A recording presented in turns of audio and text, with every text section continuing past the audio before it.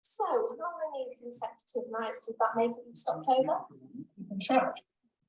Okay, did you want to mute yourselves? So I can hear quite a lot of noise in the background.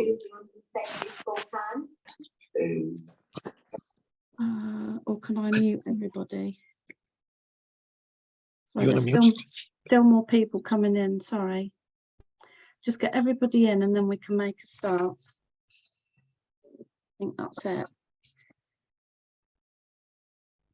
Okay, so good evening, everybody. Hope you're all well on this Menopause Monday evening. Thank you so much for joining the call. So for those of you that don't know me, I'm Zoe, and I'm a fellow menopause sufferer. And I'm delighted to be delivering these menopause Zoom calls on a monthly basis. And actually, I started these last March. So it's actually been a year since I've been doing them, which means we've done 12 in total, which is just incredible. I can't believe where the time's gone. So I'm delighted that we've got two menopause specialist doctors that are going to be our guest speakers on the call tonight. And they'll be giving us some advice and answering your questions at the end of the call. And so I just wanted to sort of touch on a few things really. So one of the things that I've learned about perimenopause and menopause, I mean, I'm in menopause now, I haven't had a period for over 2 years, that it's really important for us to look after our health, lifestyle and nutrition. So if you are taking HRT and that's working for you, you really also need to be focusing on those things as well. It's so important. I personally don't take HRT. It wasn't on offer to me at the time due to shortages. So I was advised to go and source a natural product, and that's exactly what I did. And I was suffering with like the usual symptoms. So the night sweats, the hot flushes, the not sleeping, the achy joints, you know, the weight gain, irritable, all those kind of things that I'm sure a lot of you can relate to. And I think for me, the worst thing was the aches and pains. For 6 years I suffered, and I didn't even realise it was a menopause thing. I just thought it was part of getting older. And so I came across some natural products and they've really helped me. They're whole food products, so they basically bridge the gap of what I'm not getting in my diet every single day. We actually do a range of products. So the capsules that I take are the equivalent of 30 varieties of fruit, veg and berries, which are just amazing for energy, immune system, just general, you know, good nutrition in your body, good health. But for me, the product that really helped my menopause symptoms has been our vegan omega capsules. And, you know, they've just eliminated all of those symptoms that I was struggling with. So, I mean, I do get the odd hot flush every now and again, but, you know, pretty much, you know, I'm so much better than I was. Even my brain fog's improved, my mood.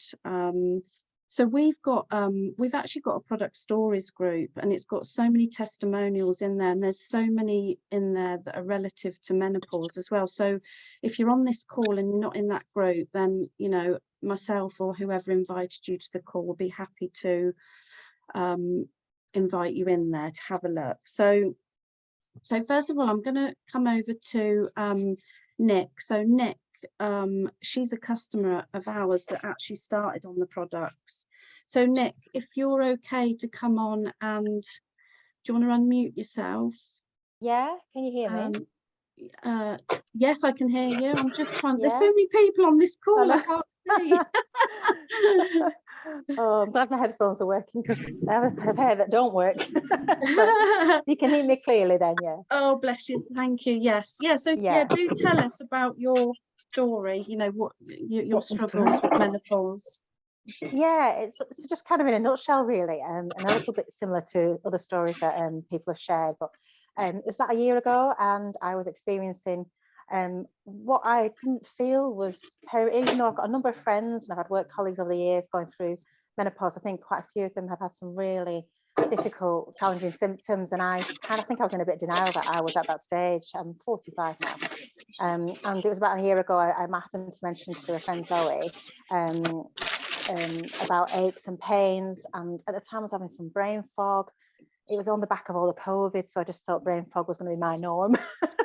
But I think it's that you start to think it's other things. Is it the type of exercise I'm doing? Is it my mattress?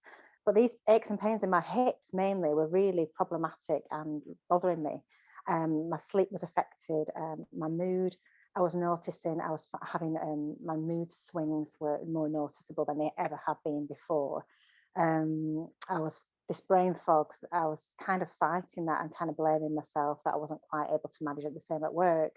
So there were things going on there that I think I weren't really accepting of as well. And Zoe just happened to mention the omegas. She'd started on them and decided to give it a go. And I think from then on, I've noticed it like a steady change. I like to give things a go and give it a good go. So I thought I'll give it a few months and see how we get on. And I'd say it's probably been about 4 to 6 months. I just one day realised that I was getting up in the morning and the pains weren't there, and I didn't have that urge to get a new mattress anymore. I was really surprised actually, and I noticed my sleep had improved. Therefore, I think I just started eating better. I wasn't having that same urge to drink alcohol, you know, and I think I just steadily feel just calmer and my mood steadier. I did start to introduce the berry capsules. And I've not replaced my diet. You know, I've continued with trying to eat as healthy as I can, but I found that I just feel more energized, and I think in a nutshell, I just feel more like me again. I think that's the thing here, because I'm starting Brilliant. to feel not like me. Yeah. Oh wow, that's great, Nick. Yeah. So, and I think so that this spurred me on to continue to kind of just be kinder to myself and accept. And maybe at that stage in life now where it's kind of just kind of trial and error. Let's see how things go. But I really do feel, and having that tribe of women around who kind of get it and can be a bit more accepting of ourselves, I think that really helps as well. Absolutely, yes. And well, thanks so much for sharing that. I'm so pleased that you've noticed those improvements.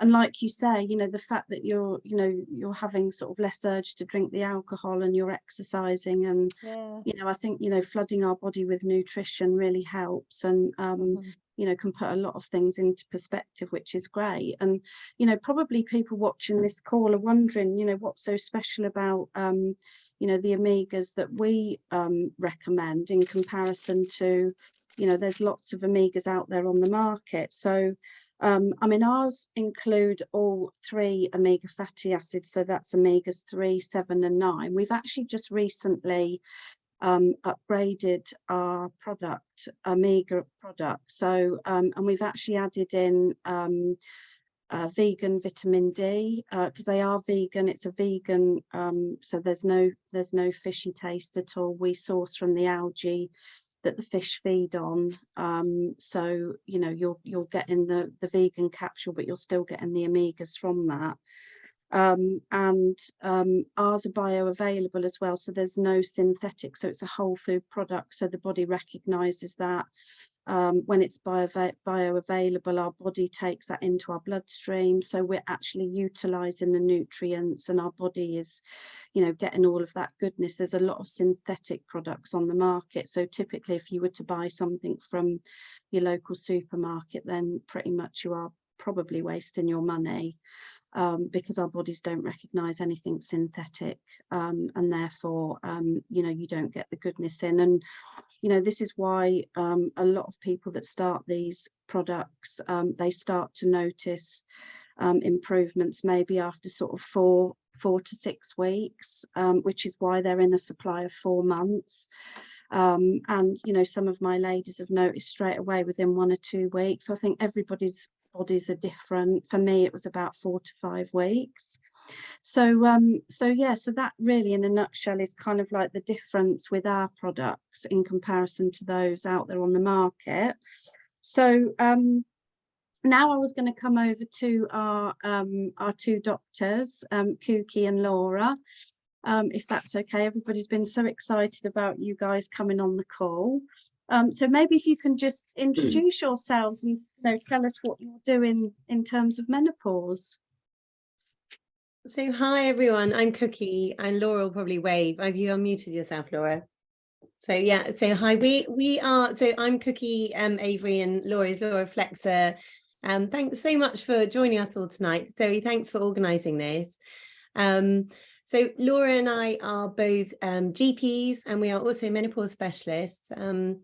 We've known each other for a long time. We went to university 20 odd years ago together, and we have been really interested in menopause for a long time, and recently we have set up a small private clinic called Chalvey Menopause, and we're based in Bristol, but we see women all over the country through secure remote video consultations.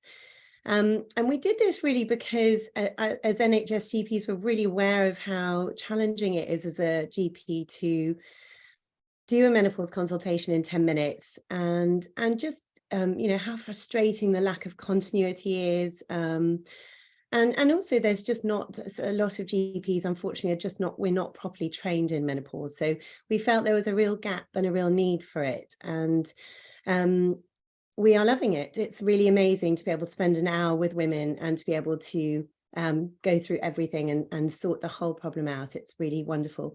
And also on the side of Chalvey Menopause, we also have another little business, a sister business called Menopause Aware, where we actually go into businesses and organizations and educate organizations about the menopause. Again, because the statistics surrounding menopause in the workplace are really worrying. 1 in 4 women think about leaving work, change their job or reduce their hours as a direct result of the menopause and perimenopause. And so our mission is to go in and to educate, women and employers so that these women get the right support and the right guidance through that journey. So if anyone's interested, have a look at our website. We have an Instagram page as well. We do loads of free educational updates. We are really, our mission is to, as I said, empower women with knowledge so that they can go and seek the right treatment for them. Oh, that's brilliant. And actually, Kooky, I think, is in my menopause group. So if you wanted to contact, Kooky, like you say, they offer a private menopause clinic. So you can have, if you want that route, you can have private consultations, because I believe you do remote, like Zooms like this, for consultations as well. So you don't need to be locally based to where they are, which is great. I've got a couple of questions, actually, and I'm sure there might be people on the call that want to ask some questions as well, Kooky. But what would you say then to a woman that comes to your clinic, that's suffering with all the symptoms? What would be sort of your advice to somebody initially? Because so many people go to the doctors and they want a blood test to confirm whether they're menopausal or not. What's your, what do you propose for these women? So I think, if someone like that came to see Laura, I, we would start at the very beginning. So, we would take a really thorough history, how old they are. We would go through all the possible perimenopausal symptoms. And I think, Zoe, it would really depend on their age as to investigations. But I don't know whether you're specifically asking about blood tests. There isn't a wonderful, perfect blood test for diagnosing the menopause. As I'm sure lots of you know, the menopause is actually a diagnosis that we make after a woman hasn't had a period for a whole year. So it's what we call a retrospective diagnosis.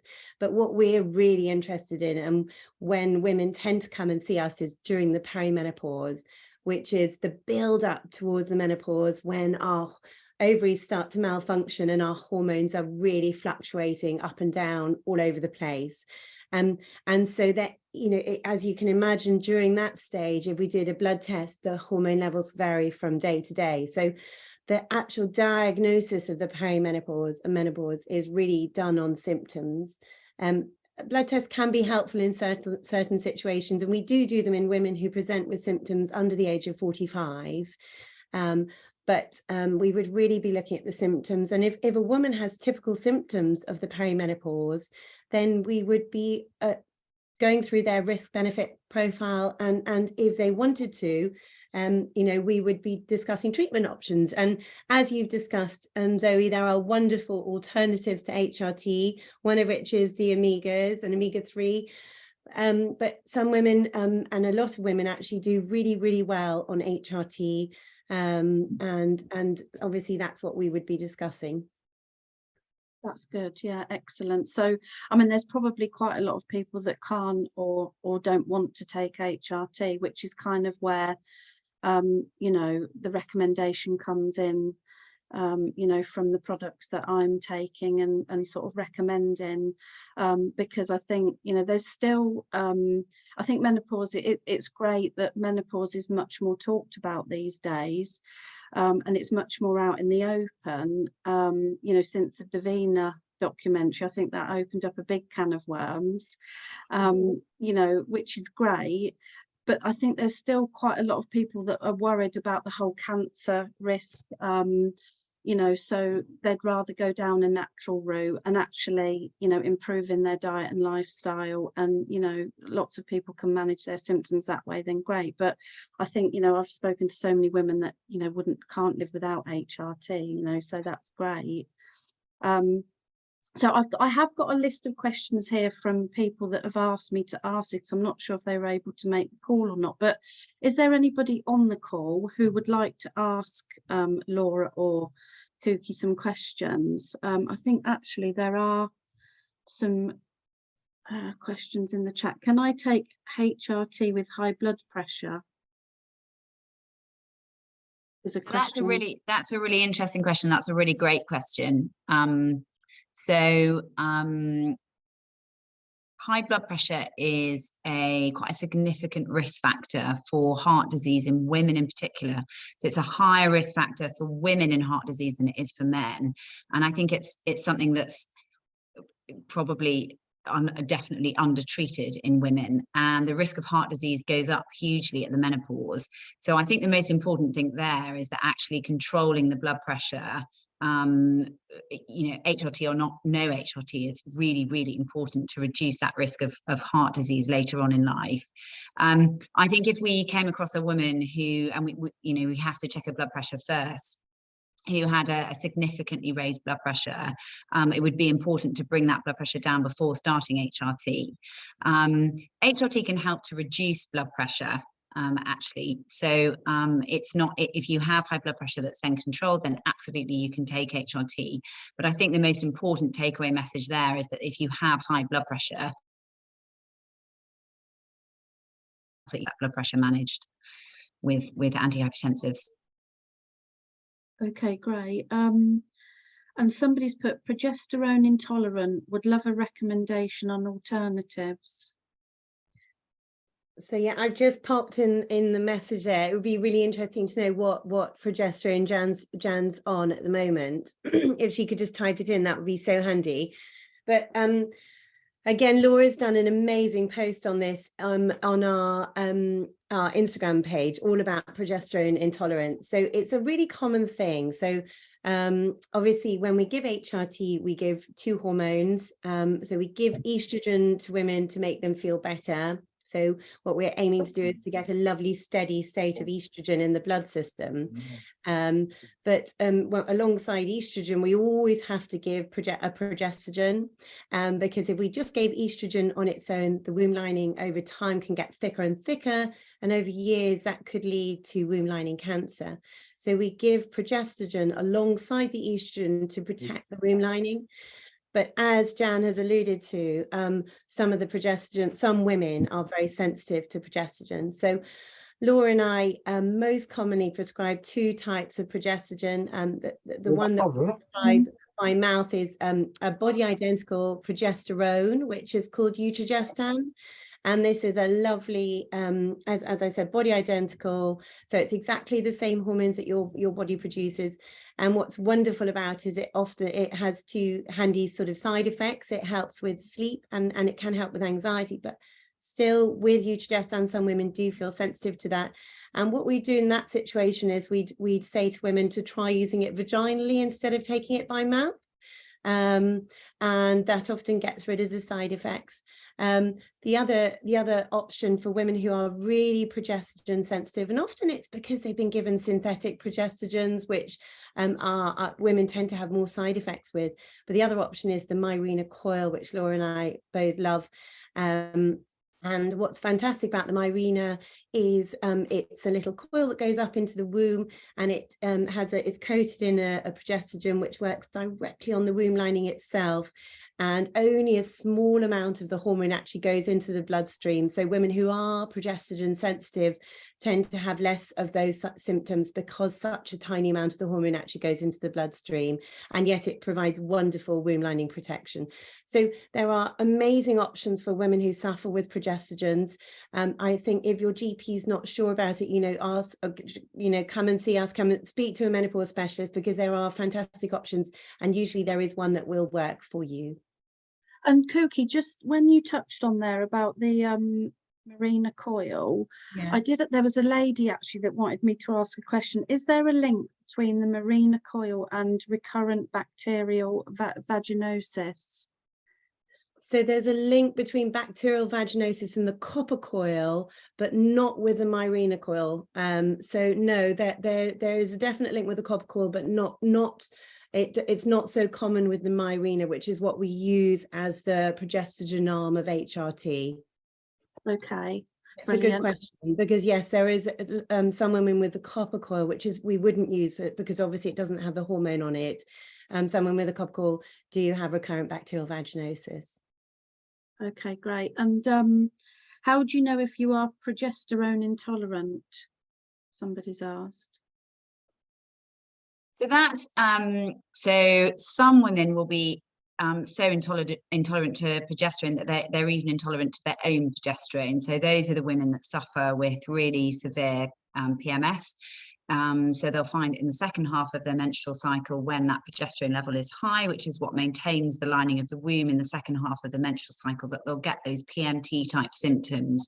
And for some women that can be really, really disabling. And those women tend to be really super sensitive to progestogen and to synthetic progestogens that we would give in either as a contraceptive or then at the menopause as part of HRT.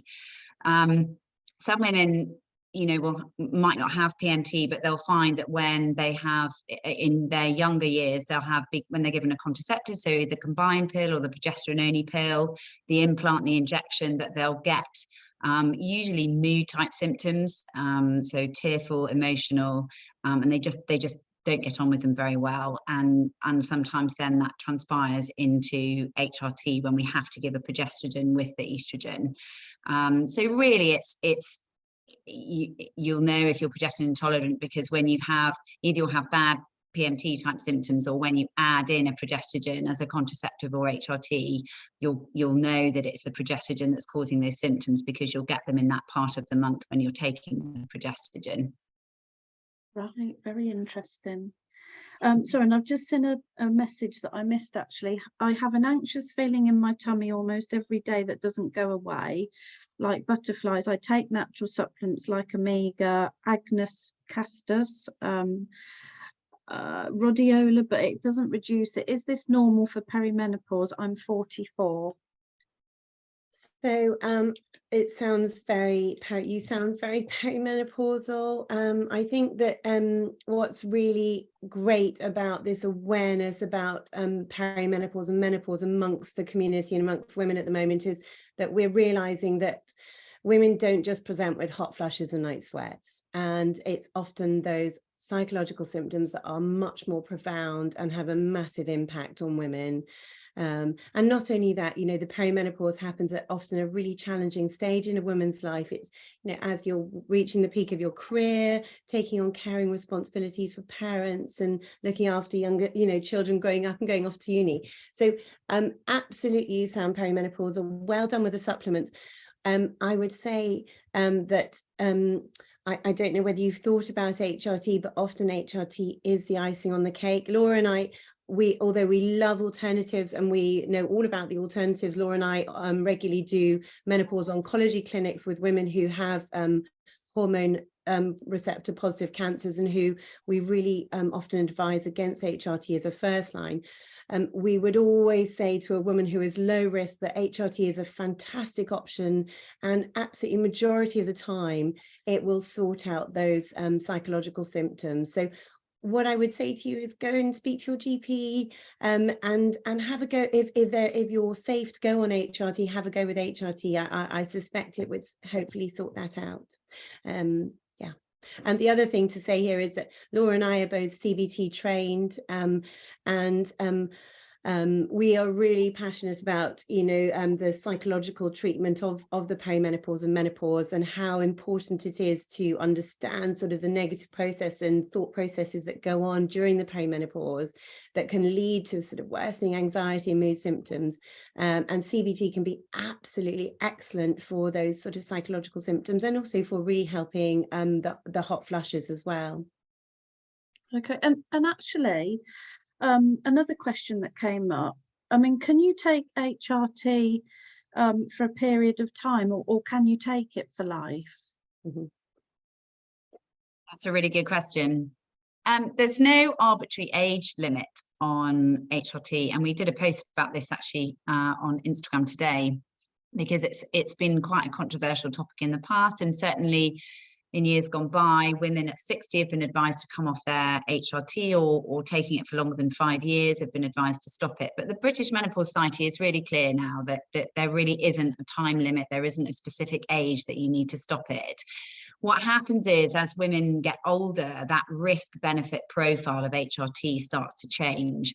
And that starts to change because some of the benefits of HRT are lost and some of the risks go up. So as we all get older, all of us develop a higher baseline risk of breast cancer and a higher risk of developing a blood clot, higher risk of heart disease and that sort of thing. And the benefit of HRT in terms of your heart is lost in women over the age of 60. So you get a lot of benefit of prevention of heart disease in that 10 years around the menopause, which tends to be in women under the age of 60. And we think that studies have shown that it's probably heart neutral over the age of 60. So it's not a negative thing, it's just you can't add it into that benefit profile when you're thinking about the good things that HRT does.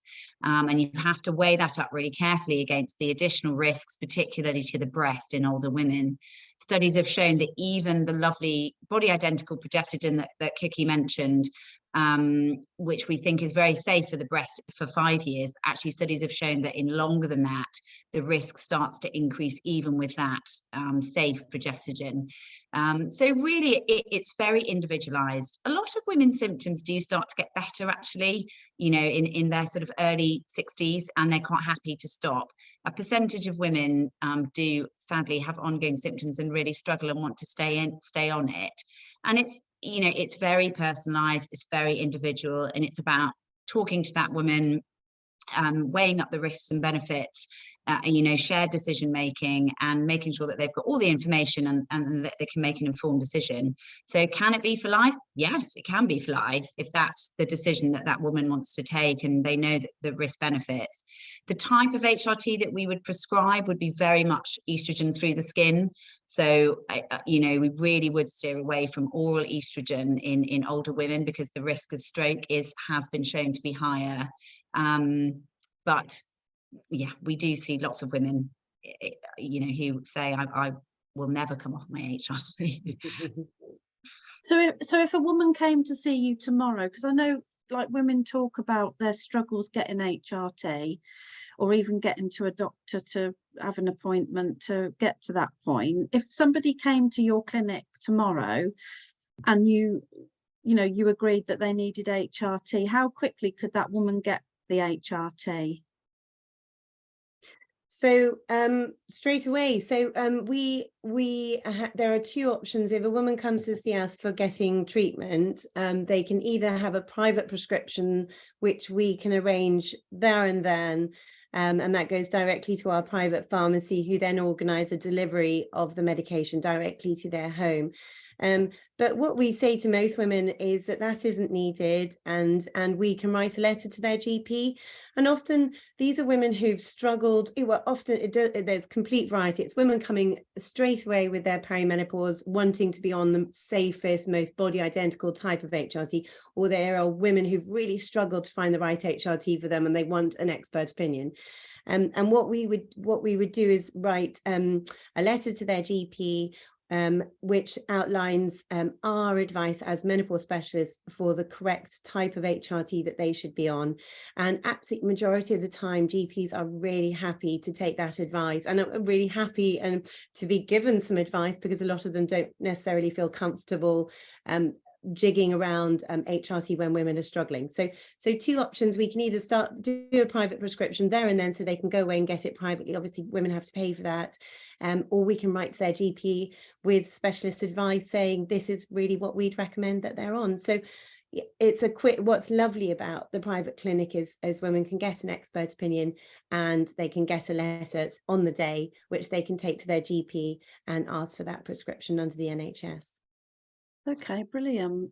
And there's quite a long message on here. I'm on 2 milligrams of tablets, dual estrogen, progesterone, have terrible PMT, dreadful pain, cravings, mood swings, very keen to stay on HRT. GP said HRT just mimics period and always had bad PMT. Is this why, or am I intolerant? Think it's helping with anxiety and sleep, but wondering if normal. Tried patches, but seem to get hormones at one go instead of over a few days. So doc changed me to tablets.